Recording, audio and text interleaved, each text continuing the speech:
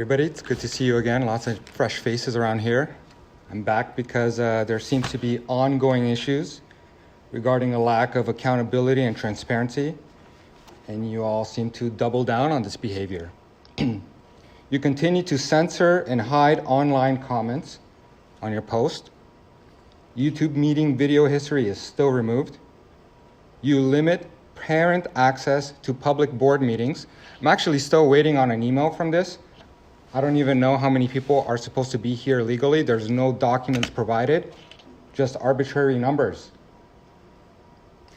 On October 6th, I actually got a note right before this delegation.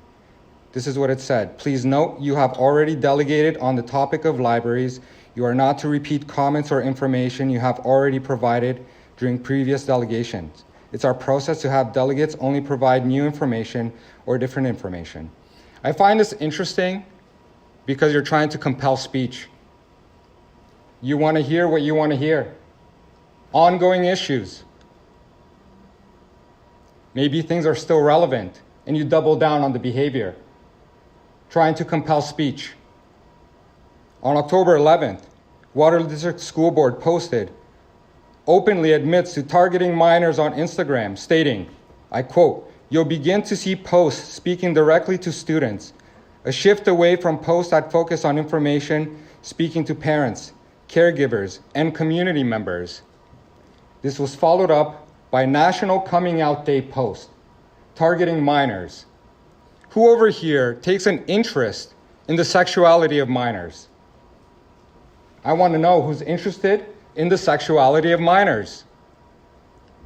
This leadership continues to uphold the following procedure. AP 1235 states the following. The student's self-identification is the only measure of their gender. A school should not disclose a student's gender status to the student's parents without the student's explicit prior consent. Doing so can potentially put a student's well-being and safety at risk. Students have the right to a safe change room that corresponds to their gender identity. Now, I find it interesting, all this talk about safety. People can self-identify, allowing boys to go in the girls' change rooms. I have 2 girls, I'm not cool with that. What's going on through your heads upholding these procedures? I don't understand it.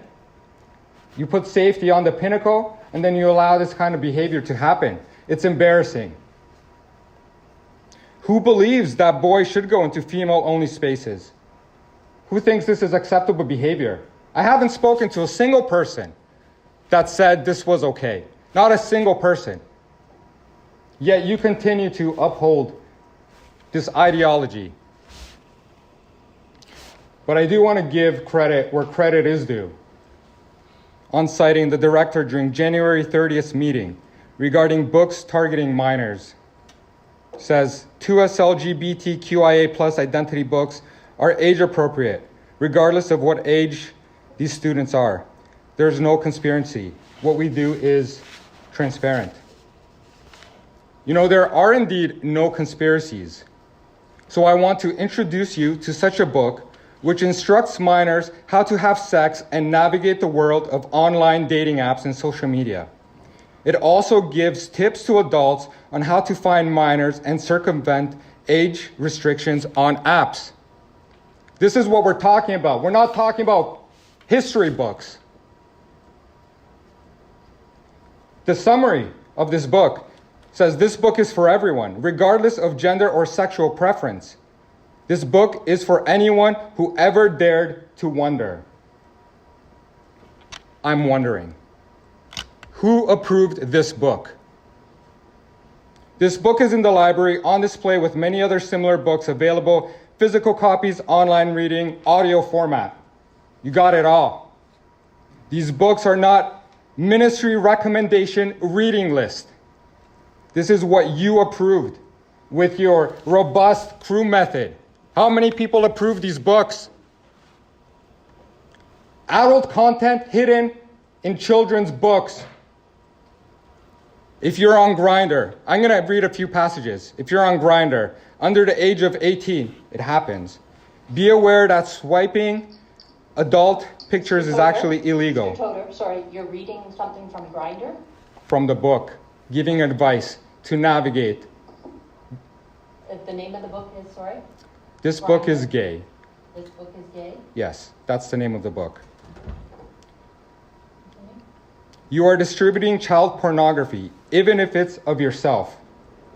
If you're that horny and you want to do a sex meet the trick in a public place for a drink first. That way you can assess if you fancy them in the flesh. Now pay attention to the kid-friendly words. These are indeed books targeting children. Okay? Handies. Perhaps the most important skill you will ever master as a gay or bi man is the timeless classic, the hand job.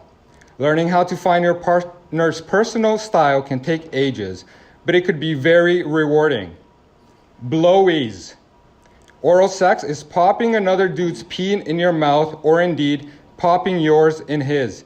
Lips and tongue, yes. Teeth, no. Bumming. It's the universal truth that many men like sticking their willies inside things.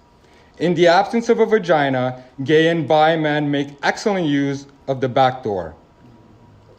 Gay men have slightly longer and thicker winkies. Excellent. The amygdala of a gay man is more responsive to porn than those of straight men. So we have bigger dicks and we're hornier. Just saying. Does this sound appropriate to you? To the parents listening to this, everybody online, everybody in this room, I want to go over the grooming process. There's 7 steps to this. The first step is targeting, where the perpetrator identifies a potential victim.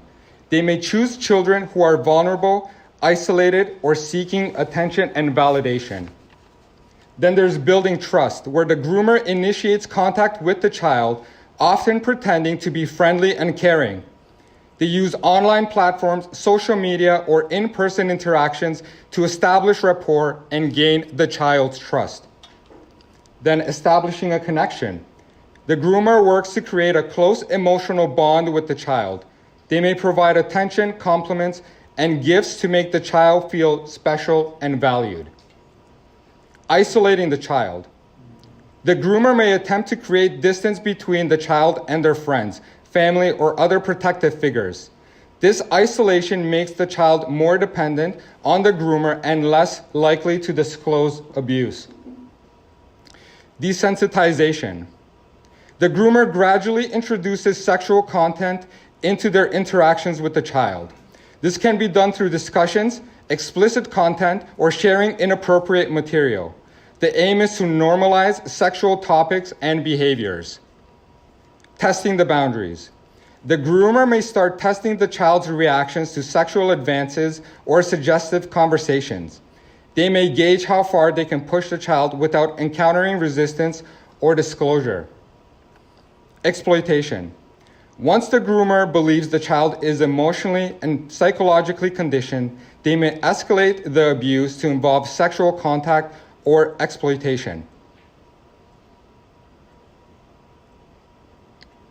Why does the board and the leadership have policies and procedures, guidelines, materials, practices in place with punishments to silence opposing concerns regarding constant child sexuality focus, and even works together with government-funded organizations to go as far as celebrate and facilitate medical mutilation and sterilization of children before they have a chance to start a family?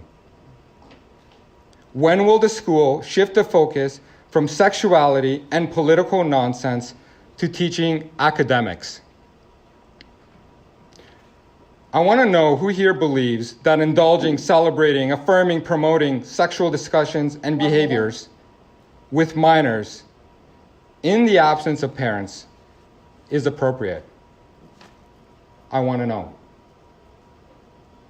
That's everything.